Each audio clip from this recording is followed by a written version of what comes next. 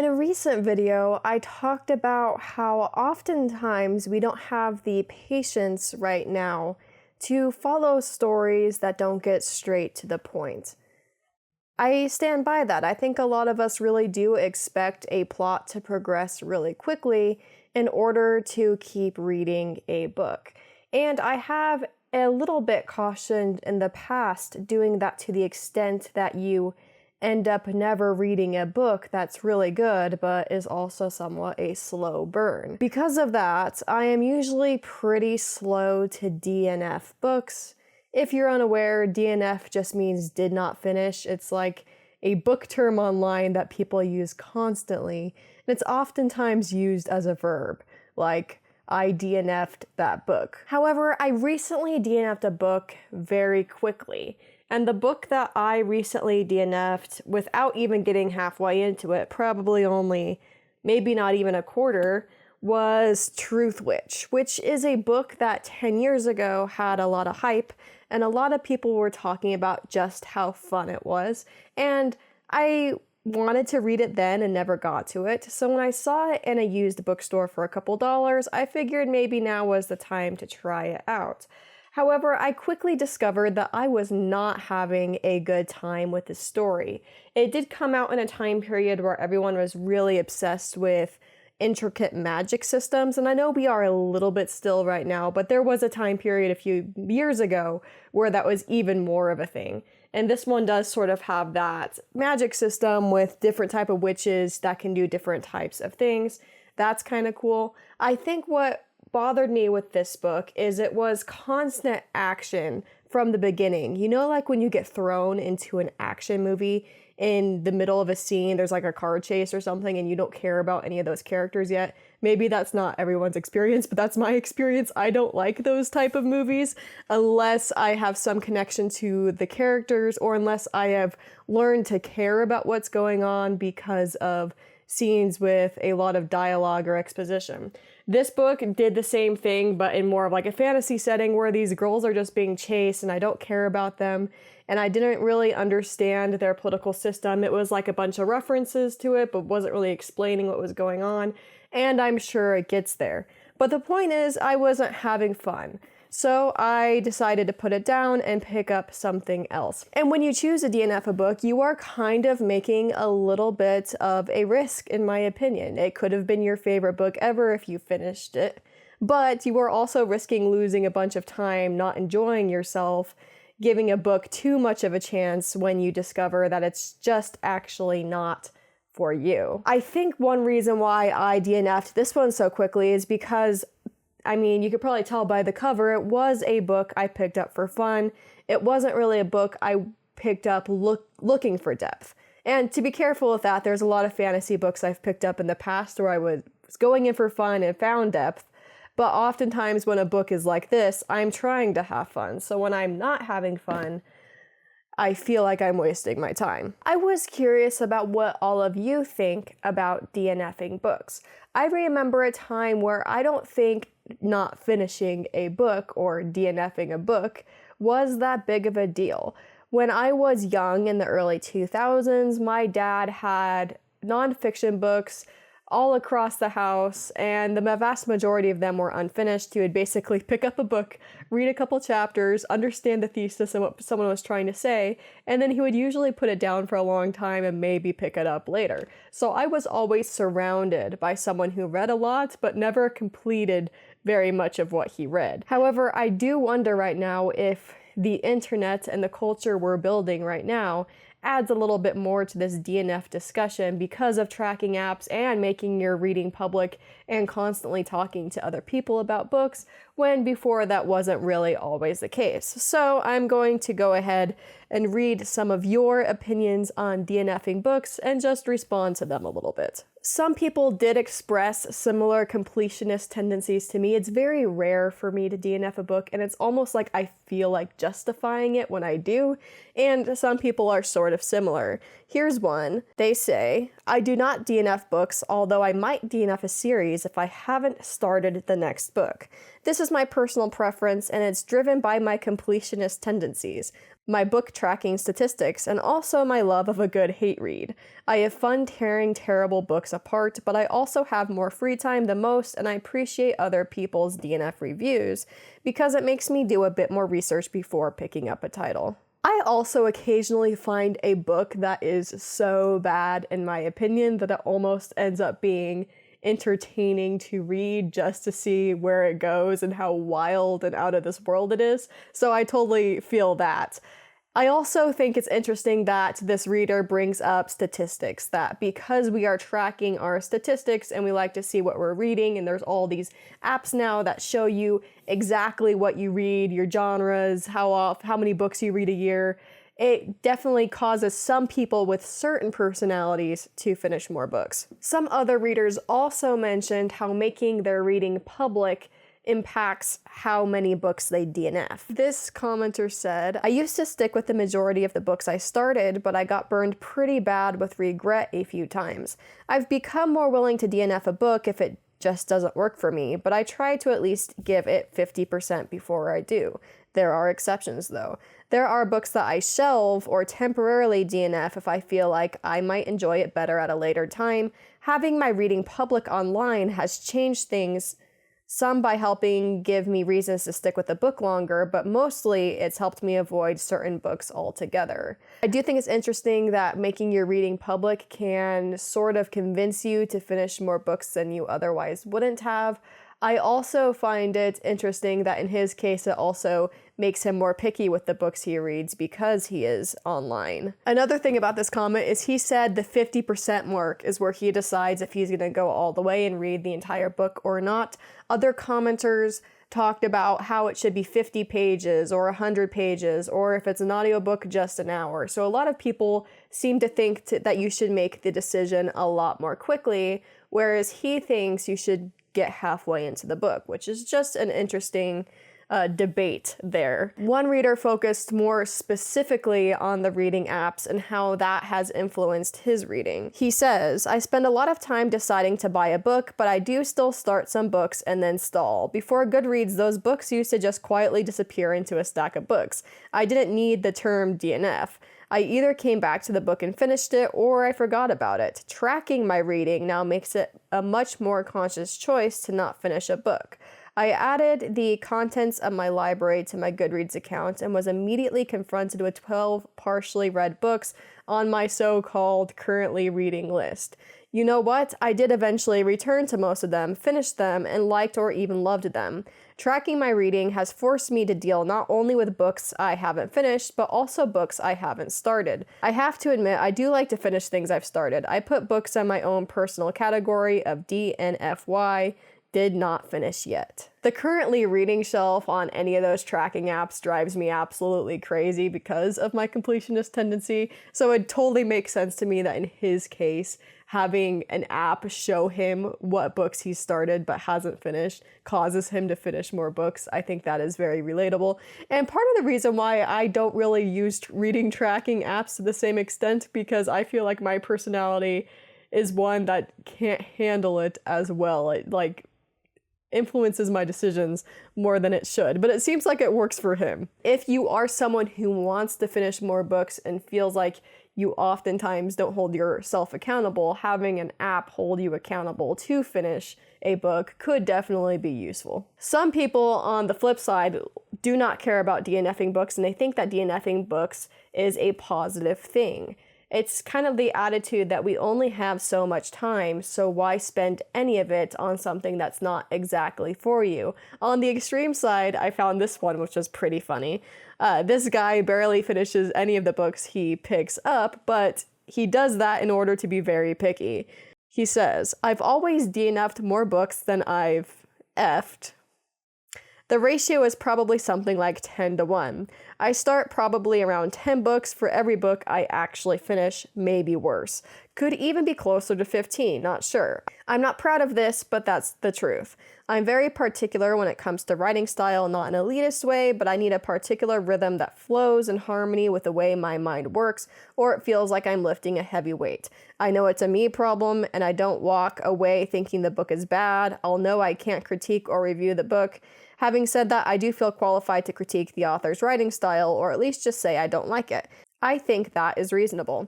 Interesting aside, I noticed a lot of people, including me, now commonly DNF movies as well. This was very rare in the Blockbuster days. It had to be so bad to DNF a rental. Now with streaming, I DNF probably 4 or 5 for every one I finish. Definitely the rise in competition and the easy access to rival content is making people fussier and fussier. I agree that even if you choose not to finish a book, I think that you still can leave some sort of a review as long as you acknowledge that and you talk about why you chose not to finish it, and part of that can definitely be writing style, because even if you only read a couple chapters of a book, you still have a sense of how an author is writing the book and sort of what their prose feels like to you. I also think he's right that with rising competition for our attention, it's easy to put a book down and pick up a new one, or click off a movie and try a new one. I have heard something, I'm not really like a movie expert and I don't watch that many movies because I'm reading books all the time, but I have seen a couple things just floating around that say that movies are needing better hooks now. That if you can't hook someone in the first couple minutes, you're going to lose a lot of people. I think in the past, movies could have like more artsy intros, if that makes sense, and now they just need to get you right into the story so that you are connected and you don't click off and go somewhere else. I do think that's the same thing with books. Now, I could probably never do this ratio that this guy is talking about, finishing one book for every 10 I started. I can't even fathom that in my brain, like it just doesn't compute.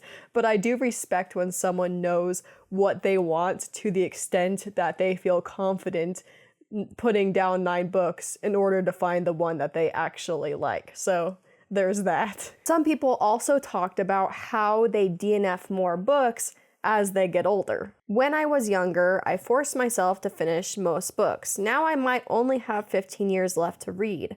A little more if I am lucky, less if fate strikes. So I DNF more books nowadays, but not very many in total because I research a book I consider worth reading thoroughly, reading or listening to reviews, reading text examples on the internet or in a bookshop, and buy no books because of a nice cover. Best sign I should let go of a book is when I continually postpone reading in the evening and do household chores instead. I've actually mentioned in a couple videos with different topics already that we have limited time to read.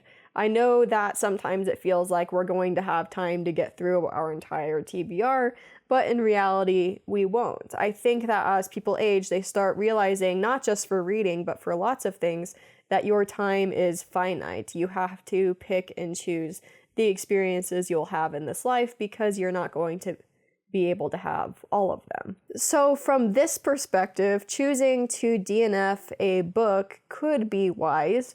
And I think that it's definitely something to think about. I think part of me thinks, oh, I don't want to DNF too many books because what if it's a slow burn and the experience will be worthwhile, but also I don't actually have time to read all of the books I want to read.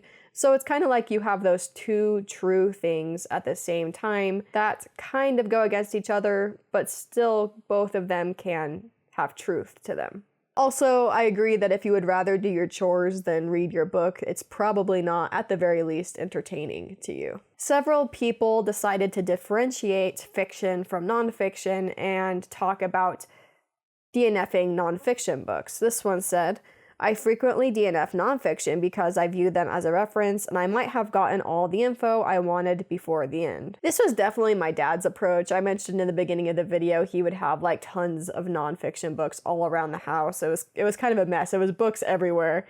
And I think he would oftentimes want to hear what someone had to say, understand their thesis, flip through it, see what else was in the book, read the chapters that held interest for him, and then he moved on. I don't think I generally do that with nonfiction because I am so picky with my nonfiction. I don't like those well, it's not that I don't like them, but I don't read the nonfiction books where It's more like the author has a thesis statement and they're going to drag on a concept that takes 20 minutes to explain for 400 pages. I really like dense nonfiction books. I want to know the entire history of something. I want to do a huge deep dive into a topic to where every single chapter actually adds a lot of substance. And because of that, I don't DNF nonfiction as much, but I do understand that if you are just trying to learn a very specific part of the book and the book covers a lot more, or if it's one of those nonfiction books where it's a 20-minute thesis dragged on for 400 pages, I actually kind of agree it makes sense to DNF some nonfiction books. One talked about reviewing a nonfiction book that they had DNF'd. She said, I once reviewed a nonfiction book I had DNF'd. I had read a good chunk of it and skimmed the rest of it. I wanted people to know that while it looked to be a regular academic nonfiction history book, it really couldn't decide if it was a graduate level argument or a reference book. If a book is marketed as a normal history book but clearly isn't, I think it's fair to warn readers. If they want a reference book, they can pick it up. If not, they can move on. I think this is really fair, and obviously it's coming through in a lot of these comments that there is a little bit of a debate about to what extent you should review a book you didn't finish. But in a situation like this where it's a nonfiction book and there's a little bit of confusion surrounding what the book really is doing, and maybe the marketing was part of that confusion, it does make sense to just clarify what someone else is getting, even if you didn't finish the entire book. I'm super picky with my nonfiction, and I love when people give me a better idea of what to expect from the book so that I know I'm choosing something that I'm going to actually find interesting and engaging. Some people also talked about how there are different situations for DNFing books, and some of them don't really even merit the term DNF. This person talked about using a couple different terms. They said, so first I will say that I have two terms. DNF is the one I use for a book that I did not finish and have absolutely no desire to go back to. Often this is because I have gotten at least 2 chapters into it and I'm finding that I'm dreading picking it up. I don't like the style, or there was a trigger that I wasn't aware of that I'm not comfortable with. This happens less frequently with new books, as there are often ways to find out about those ahead of time, but in the past it would surprise me and I would be done. I believe if you DNF a book for a reason that you believe that will affect other readers, then it is okay to say the reason in a review. If it is just because it wasn't what you were looking for or enjoyed, then I would just not write anything. I will categorize something as a pause if I really do want to finish the book, but I am just not in the right headspace right now. Maybe it requires more concentration than I have bandwidth before. Maybe something else shiny caught my attention, or maybe life happened and it got left behind on a shelf somewhere. For whatever reason, I am acknowledging that I am not actively reading, but I also do not consider it a DNF. I feel like finishing a book just because you started it is the equivalent to eating all the food on your plate because there are starving children somewhere in the world. It's not really helping anyone else for you to finish, and it's making you kind of miserable, and eventually getting into a reading slump that is just not worthwhile.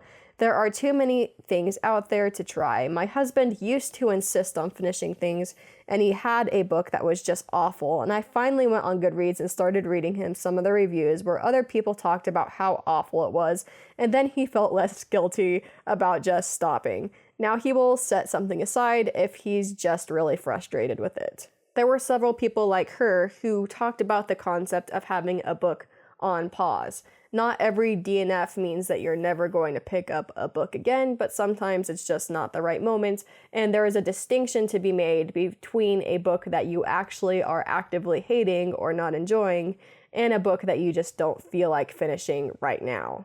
I also find it interesting that she just brings up the fact that we don't need to moralize finishing or not finishing a book, because most of the time it doesn't actually impact anyone else, and it's just about your own enjoyment and your own learning sometimes, if you're reading to learn. I've definitely had to justify a lot of the books I put down, so I relate to her husband. Sometimes I feel comforted when the things that I am picking up in a book that I am not enjoying get referenced on a review on Goodreads, because then I don't feel crazy. That being said, when it comes down to it, it really just doesn't matter. You can choose to put a book down. It's not the end of the world. One person mentioned another pressure that might influence which books we give more of a chance and which books we put down quickly. They said, a large factor that goes into me sticking it out versus DNFing is whether the book is borrowed from the library, gifted, or bought. I found that I am much more liberal when it comes to DNFing the prior to than if I paid for the book myself. A library loan only gets a few pages before I decide if I'm returning it early. A gift gets a little longer since it was something the gifter thought I might like, so I want to give it more of a chance. Something I buy on my own needs to get its money's worth. I've definitely seen some people say that they only buy books that they've already read from the library or some other method. And I don't do that. I totally buy books to read them for the first time, but I do kind of understand that way of thinking about it because it does really suck given that for the average person, buying a lot of books can end up being expensive. It does suck when you pay a lot of money to read a book that you think is going to work out for you and then it doesn't. I actually think I would flip this for my own experience. I agree with the library thing. As far as DNFing books, I am more often DNFing books from the library because of time limits, to be honest with me. It's due and you didn't get to it yet. I think I actually give books that were gifted to me more of a chance because I feel like I'm having a conversation in a way with the person who gifted it to me, and never finishing it is just to some extent awkward. But I will sometimes DNF books that I picked up myself. I understand the feeling that like you need to get your money's worth, and I've had that feeling before, but I think just for me personally, that's also a little bit of like a sunk cost fallacy. Basically, I already spent the $25 and now I'm also going to give 10 hours of my time to something that just isn't good. Unless it's like bad enough to be a hate read, I'm getting to the point where I could put down a book that just isn't very good a little bit quicker than I could in the past. This last one is definitely somewhat awkward to tack onto the end of a more casual feeling video, but a couple people brought this up and it wasn't even on my radar when I decided that I was going to make this video, but they made a good point. This person said, my reasons for DNFing are usually related to blood, gore, animal abuse, rape, sexual assault, and bad writing. I've mentioned before that I occasionally like books with very dark topics, and if I know that's what I'm getting into, and if I know what to expect to some extent, and it's handled tastefully, I can totally read a book that is dark and just shows you some of the darker sides of humanity, especially when there's some level of realism to it and it's not just gratuitous. However, I do think that people read for different reasons, and if something upsets you from a book, there is definitely no reason to finish it if that is not what you were looking to find when you opened the book. That's why I don't really understand why that trigger warning page is such a huge debate. I know that most people are pro trigger warnings, but some people are still annoyed by putting a page in the beginning of the book just to tell someone what might be included. Now, if you don't have any triggers, like I don't personally, I don't have triggers that would stop me from reading a book if I really wanted to read it. And if you don't want it to be spoiled and you consider those a spoiler, you don't have to look at the page. But I do think it's a really nice thing to do for people who do have certain triggers, and I don't really see any negative side to it. It's just part of getting the book to the right people and keeping it out of the hands of people who might have some sort of harm come from it, or just not want to read it. If you are somehow on like the anti-trigger warning side of that debate where you don't want them in books, I would just like to know the reasoning a little bit, because I just don't think I know it because it feels so clear to me. So let me know if you are sort of thinking they shouldn't be in books. Well, now I realize that we're ending on a little bit of a downer with that one. Even though it's really important and I wanted to include it. I do want to thank all of you for commenting on my post. There was a lot of comments I did not get into in this video that were amazing. So if you want to look at the original post, it's on my like community or post tab or whatever it's called. I'll put a screenshot up. If you want to see a similar video that was based off of community comments, here's one about readers talking about genre fatigue. Thanks for watching.